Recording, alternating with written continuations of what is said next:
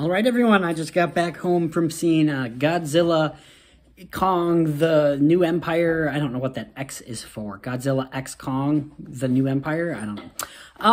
So yeah, I went and saw this in IMAX 3D, and I was pretty excited. I enjoyed the first one a lot. It's a lot of fun. Dumb movie, absolutely dumb as hell, but a blast. And that's what I was expecting this movie to be. So that was kind of what my expectations were. I'm not one of those people that was like, hey, we just had Godzilla -1. We're probably going to have another great Godzilla Kong movie that has a great story and everything. No, I came to see monsters fighting monsters. And this movie 100% has it. The movie literally opens with a big monster fight. Right from the start. That's what it does. Right from the start as well, we very much realize this is a Kong movie. I don't know why they called this Godzilla X Kong. It should just be Kong, the New Empire, or King Kong, the New Empire. Godzilla is in this movie for about 5 minutes. 5, 10, maybe that's not enough. 10, 15, I'll say. He's really not in the movie. This is a King Kong story. Godzilla versus Kong was a King Kong story too, really. There really wasn't that much Godzilla. Much more Godzilla in that first one than it is in this one. Because Godzilla is just really not in this movie. It is all about Kong, which is crazy, because Godzilla is the one front and center. His name's also first.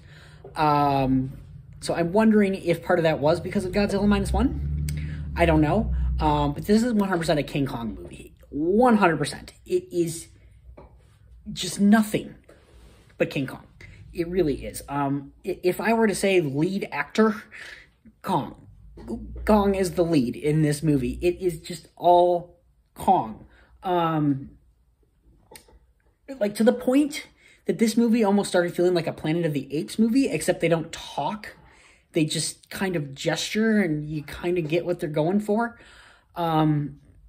Like, I was kind of surprised how much this is not a talking film. There's a lot of just going on. And that was surprising to me. It's like they heard people saying that we want less people in our movies and just more monsters beating up monsters. They listened in that sense, because this movie does have a lot more monster fights in it, and it is fun. They are all Kong related, though, for the most part, until the end when you know, Godzilla does come back into play. Characters, once again, Rebecca Hall returns. I can't remember the name of the actress, but the deaf actress that was in the first one, she's basically a teenager now. She's like all grown up, which is crazy because the first one came out 3 years ago, but it was like filmed in like, what, 2018 or 2019. So that girl really has like aged, you know, 10 years almost. Well, not 10 years, but you know, she's aged quite a few years. So it's crazy now that she's like this teenager. But yeah, both of them are back. Brian Tyler Henry is back. Stranger Things girl, I can't remember her name. She is not in this movie. Kyle Chandler is not back. It's really just those three that are really returning this time around, which I'm kind of glad about, because, you know, the big problem with Godzilla vs. Kong is there's just a lot of characters going on, a lot of different things going on, and I didn't need to see that again. I was kind of shocked that Brian Tyler Henry was back in this movie. Out of all the characters from the last Godzilla vs. Kong, his story anyway was the dumbest. Just this podcaster. In this movie, he's still kind of that comic relief. He really doesn't need to be in the movie though, especially since Dan Stevens is in this movie. He plays like this Titan vet, I guess you could call him, and he is very silly and kind of ridiculous, over the top too. So you could have just taken Brian Tyler. I like Brian Tyler Henry, but you could have just took him right out. He did not need to be in this movie. Just have Dan Stevens in there. It would have been fine. So yeah, that, you know, again, the humans kind of suck. Literally, the humans in this movie are just there for exposition. To go, Godzilla's feeling this way. Godzilla needs to do this. Kong needs to do this. Kong is doing this. They are doing this because of this reason.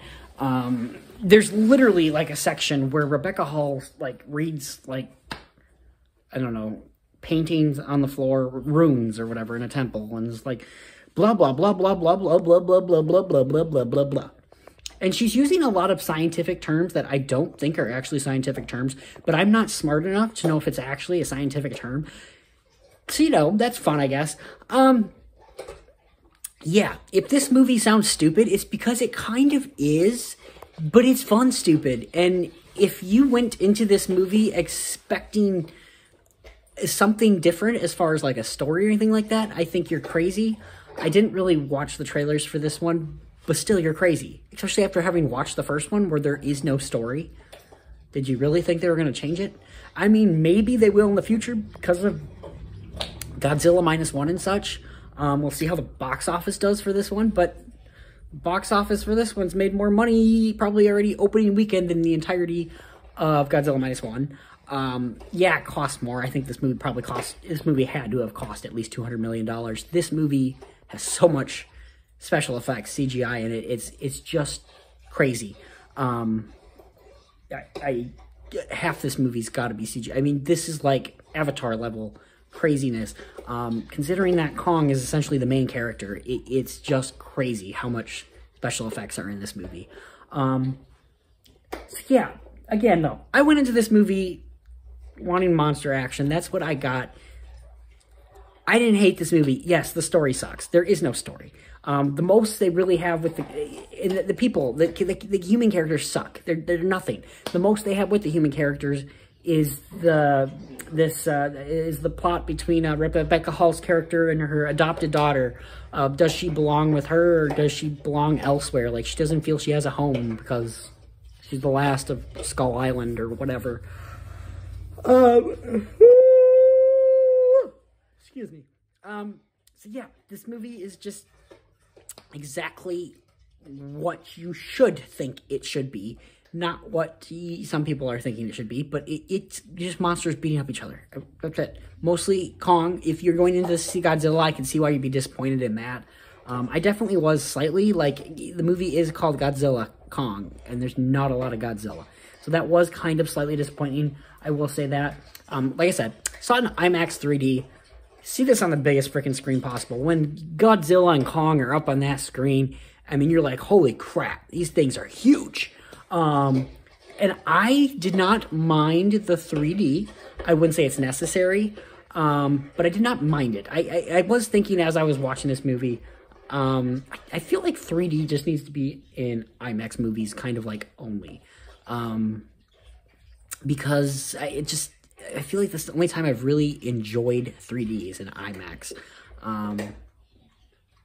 Yeah, but the moments where they're in, Hollow Earth, I think that's what it's called, the core of the Earth, whatever it is.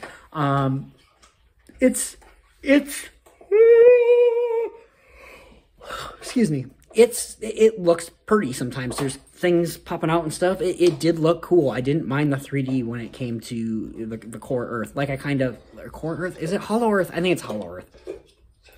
By the way, Chester's shooting at my dog. He's driving me nuts today. So yeah, I did enjoy those aspects with the 3D, with Hollow Earth. I will say that. So yeah, all in all, guys, this is not a good movie, but at the same time, the intentions of this movie is to make a big, dumb monster movie. This movie is a big, dumb monster movie. I just... Now there's a dog barking. So yeah, I mean, if you go into it with the thought process that I did, I think you can have fun with this one. If you're going to go into it hoping for a story, just don't go into it. But all I can say. In the end, this one is not quite as good as the first. I'm going to go 6 out of 10 on this one.